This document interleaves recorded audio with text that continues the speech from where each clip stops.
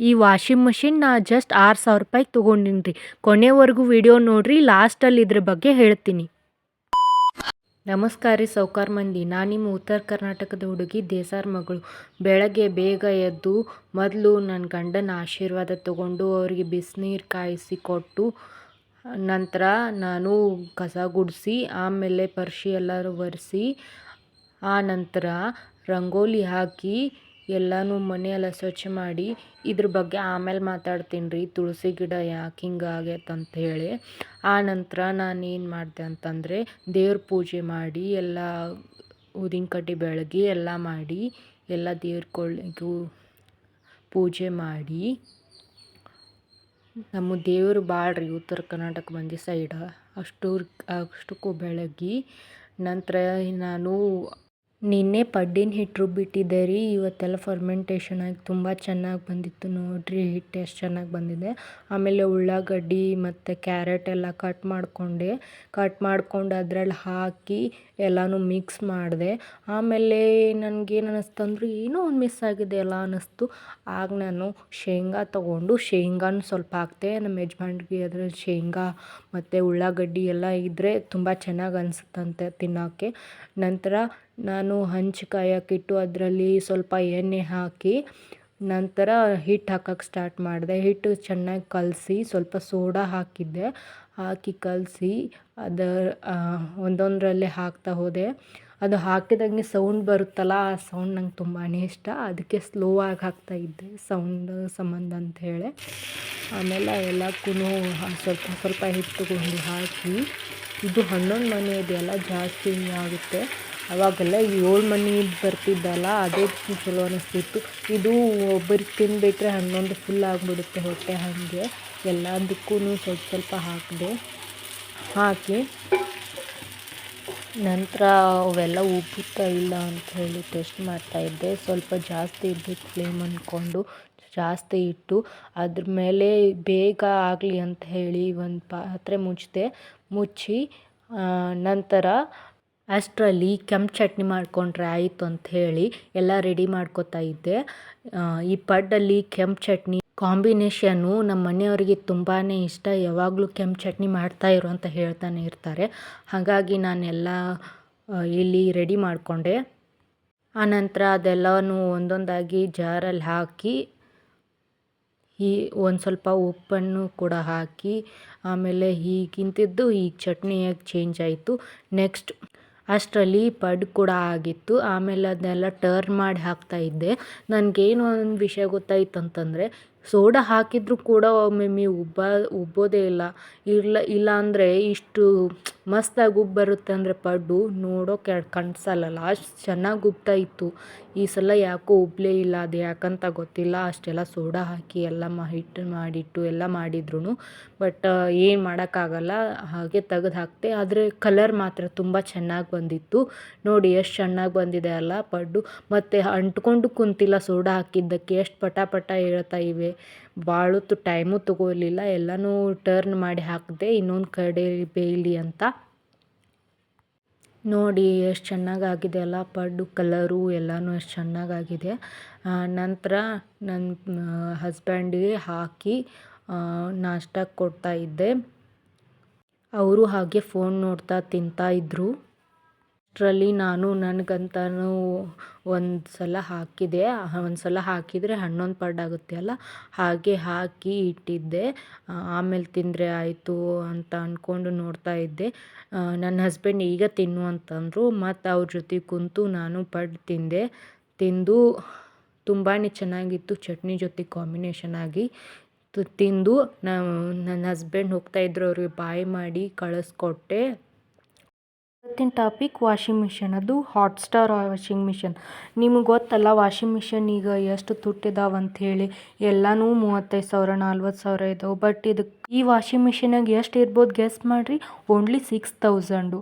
ಹೌದು, ಇದು ಬಡವರ್ ಬಾದಾಮಿ ಅಂತಿರ್ತಾರಲ್ಲ ಹಾಗೆ ಇದು ಬಡವರ್ ವಾಷಿಂಗ್ ಮಷಿನ್ ಥರ.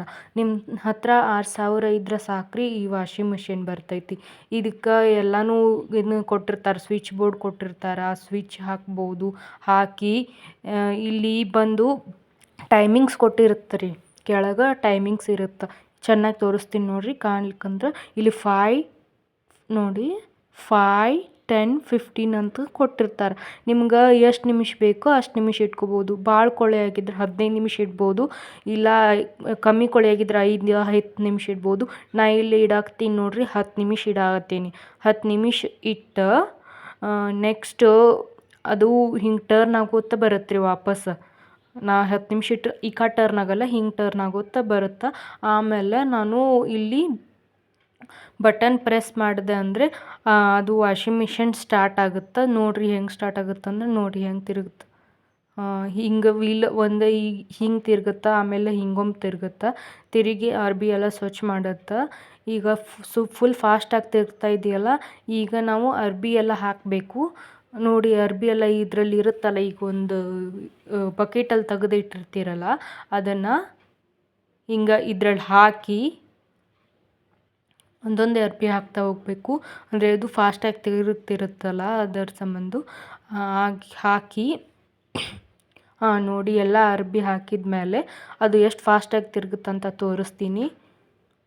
ನೋಡಿ ಹೇಗೆ ತಿರುಗುತ್ತೆ ನೋಡಿ. ಹೀಗೆ ಫಾಸ್ಟಾಗಿ ತಿರುಗ್ತಾ ಒಂದು ಸಲ ಈ ಕಡೆ ತಿರುಗುತ್ತೆ, ಆ ಕಡೆ ತಿರುಗುತ್ತೆ, ಸ್ವಲ್ಪ ನಿಂದ್ರುತ್ತೆ, ಮತ್ತು ತಿರುಗ್ತಾ ಸ್ವಚ್ಛ ಮಾಡುತ್ತೆ. ಮತ್ತು ನೋಡಿ ಕೊಳೆ ಎಲ್ಲ ಹೆಂಗೆ ಬಿಡ್ತಾ ಇದೆ ಅಂತ. ಈಗ ಮ್ಯಾಲೆ ಹೀಗೊಂದು ಕೊಟ್ಟಿರ್ತಾರೆ ಸೌಂಡ್ ಬರಬಾರ್ದಂತ, ಇದು ಹಾಕಿದರೆ ಸೌಂಡ್ ಕಮ್ಮಿ ಆಗುತ್ತೆ, ಇಲ್ಲ ಫುಲ್ ಸೌಂಡ್ ಬರ್ತಾ ಇರುತ್ತೆ ಅದು ತಿರುಗೋ ಮಷೀನದ್ದು. ಅದಕ್ಕೆ ಇದು ಕೊಟ್ಟಿರುತ್ತಾರೆ ಮ್ಯಾಲೆ ಹಾಕಲಿ ಅಂತ. ಈಗ ನೋಡಿ ಕೊಳೆ ಎಲ್ಲ ಹೆಂಗೆ ಬಿಟ್ಟು ಸ್ವಚ್ಛ ಮಾಡ್ತಾ ಇದೆ ಅಂತ. ತುಂಬಾ ಯೂಸ್ಫುಲ್ ಆದ ಪ್ರಾಡಕ್ಟ್ ಇದು. ಮಿಡಲ್ ಕ್ಲಾಸ್ದವ್ರಿಗೆ ಎಲ್ಲ ವಾಷಿಂಗ್ ಮಿಷಿನ್ ತೊಗೊಳಕ್ಕಾಗಲ್ಲ. ಹಾಗಾಗಿ ಈಗ ನೋಡಿ ಇದು ಸೌಂಡ್ ಬರ್ತಿರುತ್ತೆ ಟೆಕ್ ಟೆಕ್ ಅಂತ. ಅದೆಲ್ಲ 10 ನಿಮಿಷ ಆಗಿ ಟರ್ನ್ ಆದಮೇಲೆ ಹೀಗೆ ಒಂದು ಸೌಂಡ್ ಬರುತ್ತೆ, ಅಂದರೆ ನಾವು ಅದನ್ನು ಆಫ್ ಮಾಡಬೇಕು ಅಂತ. ಅದು ಮೊದಲೆಲ್ಲ ಲೈಟ್ ಬರ್ತಿತ್ತು, ಈಗ ಲೈಟ್ ಆಫ್ ಆಗಿದೆ. ಹಿಂಗೆ ಸೌಂಡ್ ಬರುತ್ತೆ. ಸೌಂಡ್ ಬಂದಮೇಲೆ ನಾವು ಏನು ಮಾಡಬೇಕಪ್ಪ, ಫಸ್ಟು ಬಟನ್ ಆಫ್ ಮಾಡಬೇಕು, ಆಮೇಲೆ ಸ್ವಿಚ್ ತೆಗಿಬೇಕು, ಇಲ್ಲಾಂದರೆ ಕರೆಂಟ್ ಬರುತ್ತೆ ಅಲ್ಲ ಅದಕ್ಕೆ. ಆಮೇಲೆ ಇದು ಇರುತ್ತಲ್ಲ ವೇಸ್ಟ್ ನೀರು ಹೋಗೋದಿದು, ವೇಸ್ಟ್ ನೀರೆಲ್ಲನೂ ಹೀಗೆ ಕಳಿಸ್ಬಿಡ್ಬೇಕು. ಎಲ್ಲನೂ ವಾಶೌಟ್ ಆಗುತ್ತೆ, ಸ್ವಲ್ಪ ಕ್ಲೋತ್ಸ್ ಅಷ್ಟೇ ಉಳ್ಕೊಳುತ್ತೆ. ನೋಡಿ ನೀರು ಯಾವ ಥರ ಹೋಗ್ತಾಯಿದೆ ಅಂತ, ಎಷ್ಟು ಫಾಸ್ಟಾಗಿ ಹೋಗ್ತಾಯಿದೆ. ಆಮೇಲೆ ನಾವು ಅಲ್ಲಿದ್ದ ಅರ್ಬಿ ಎಲ್ಲ ತೊಗೊಂಡು ಏನು ಮಾಡಬೇಕಂತಂದರೆ, ಇನ್ನೊಂದು ಬಕೀಟ್ ಇರುತ್ತಲ್ಲ, ಆ ಬಕೀಟ್ ಅವು ಬರ್ತಾ ಇರಲ್ಲ, ಫುಲ್ ಸುತ್ಕೊಂಡಿರುತ್ತೆ ಅರ್ಬಿ ಎಲ್ಲ. ಅವನು ಒಂದೊಂದಾಗಿ ಬಿಡಿಸಿ ನೀರಿರುತ್ತಲ್ಲ, ಒಂದು ಬಕೀಟಲ್ಲಿ ನೀರಿರುತ್ತೆ, ಅದರಲ್ಲಿ ಎದ್ದು ಹಿಂಡಿ ಹಾಕಬೇಕು. ಹಿಂಡಿ ನಾನು ಇಟ್ಟಿದ್ದಿಲ್ಲಿ ತೋರಿಸ್ತೀನಿ ಈಗ ನಿಮಗೆ. ನೋಡಿ ಹಿಂಡಿ ಹೀಗೆ ಇಟ್ಟಿದ್ದೀನಿ. ಇಟ್ಟು ಆಮೇಲೆ ಇವು ಎಲ್ಲ ಅರ್ಬಿನೂ ಹೀಗೆ ಹಿಂಡಿ ಇಡಬೇಕು. ನೋಡಿ ಹಿಂಡಿ ಇಲ್ಲಿ ಇಟ್ಟು ಒಣಾಕಕ್ಕೆ ಬಂದಿದ್ದೀನಿ. ಈಗ ಒಂದೊಂದೇ ಅರ್ಬಿನ ತೊಗೊಂಡು ಒಣಾಕಬೇಕು. ನೋಡಿ ಈಗ ಇಲ್ಲಿ ಕಲರ್ ಆಗಿದೆ, ಯಾಕಂತಂದರೆ ಅದು ತಿರುಗಿಸುತ್ತಲ್ಲ ಅದಕ್ಕೆ.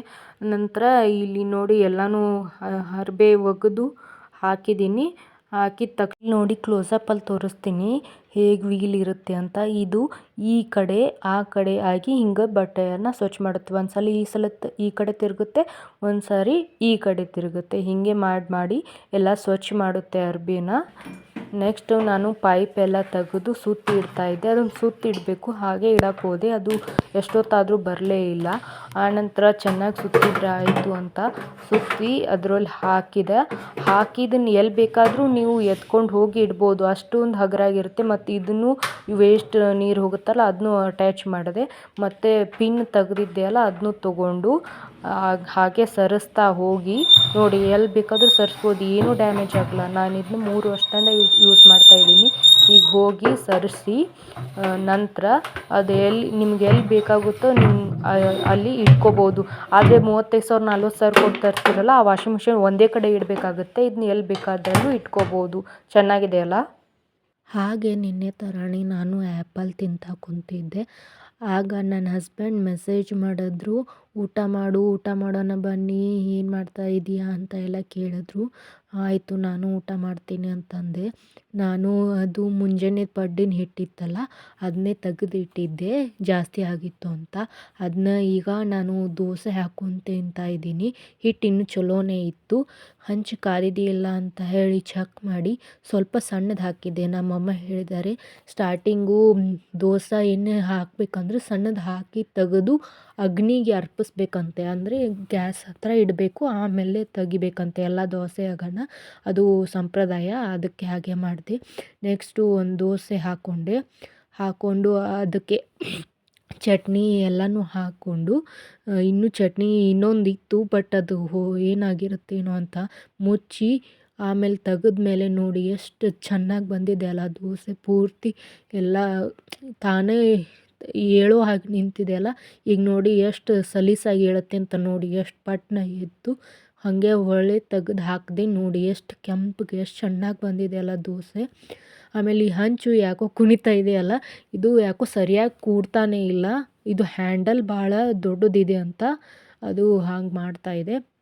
ನೆಕ್ಸ್ಟ್ ನೋಡಿ ಹೆಂಗೆ ಕುಣಿತಾ ಇದು, ಒಂದೇ ಕೈಲಿ ಆಗೋಲ್ಲ ಇದಕ್ಕೆ ಹಾಕೋಕ್ಕೆ. ಆಮೇಲೆ ಅದು ಸ್ವಲ್ಪ ಬೆಂದ ಮೇಲೆ ಹಾಗೆ ಒಂದು 4 ದೋಸೆ ಮಾಡಿಕೊಂಡು ತಿಂತಾ ಇದ್ದೆ. ನಮ್ಮ ಹಸ್ಬೆಂಡಿಗೂ ಫೋಟೋ ಕಳಿಸಿದ್ದೆ, ಆಯಿತು ಊಟ ಮಾಡು ಅಂತ ಅಂದಿದ್ರು. ಈಗ ನೋಡಿ ಎಷ್ಟು ಮೆತ್ತಗಾಗಿ ಬಂದಿದೆ ದೋಸೆ. ಹಾಗೆ ಹಾಕಿ ತಿಂದರೆ ತುಂಬಾ ಮಿದುವಾಗಿ ಬಂದಿತ್ತು. ನನಗಂತೂ ತುಂಬ ಇಷ್ಟ ಆಯಿತು. ಆಮೇಲೆ ಸಾಯಂಕಾಲ ಬಾಂಡೆ ಎಲ್ಲ ತೊಳೆದೆ. ಒಂದು ಸ್ವಲ್ಪ ಬಾಂಡೆಗೆ ಮಾರ್ನಿಂಗಿಂದ ಕೂಡಿದ್ದು ಇದು ತೊಳೆದು ಆಮೇಲೆ ದೇವರಿಗೆ ದೀಪ ಹಚ್ಚಬೇಕಲ್ಲ, ಎಲ್ಲ ದೀಪ ಹಚ್ಚಿ ನಾವು ಉತ್ತರ ಕರ್ನಾಟಕ ಸೈಡು ಈವ್ನಿಂಗ್ ಬಾಗಿಲಿಗೆ ನೀರು ಹಾಕಿ ದೀಪ ಹಚ್ಚಿ ಆಮೇಲೆ ಏನು ಮಾಡ್ತಾರಂತಂದರೆ ಊದಿನ ಕಡ್ಡಿ ಎಲ್ಲ ಬೆಳಗ್ತಾರೆ. ಆಮೇಲೆ ಎಲ್ಲ ದೇವ್ರಿಗೂ ಸಾಯಂಕಾಲ ಊದಿನ ಕಡ್ಡಿ ಎಲ್ಲ ಬೆಳಗೋದು ನಮ್ಮಲ್ಲಿ ಪ್ರತೀತಿ. ಉತ್ತರ ಕರ್ನಾಟಕ ಸೈಡು ದೀಪ ಹಚ್ಚಿ ಮಾರ್ನಿಂಗ್ ಹೆಂಗೆ ಪೂಜೆ ಮಾಡಿರ್ತಾರಲ್ಲ ಹಾಗೆ ಎಲ್ಲ ದೇವ್ರಿಗೆ ಬೆಳಗಬೇಕು. ಅದು ಹಾಗೆ ಸಂಪ್ರದಾಯ ಇರೋದು. ಆಮೇಲೆ ನಮ್ಮ ಹಸ್ಬೆಂಡ್ ಬಂದರು, ಅವ್ರಿಗೆ ಎಲ್ಲ ಹಸ್ದಿರ್ತಾರೆ ಆಫೀಸಿಂದ ಬಂದು ಅಂತ ಅವ್ರಿಗೆಲ್ಲ ಹಣ್ಣು ಎಲ್ಲ ಇಟ್ಟೆ. ಆಮೇಲೆ ಟೀ ಮಾಡಿಕೊಡ್ಬೇಕು ಚಹಾ ಅಂಥೇಳಿ ಚಹಾ ಮಾಡಿ ಸೋಸಿ ಅವ್ರಿಗೆ ಕೊಟ್ಟೆ.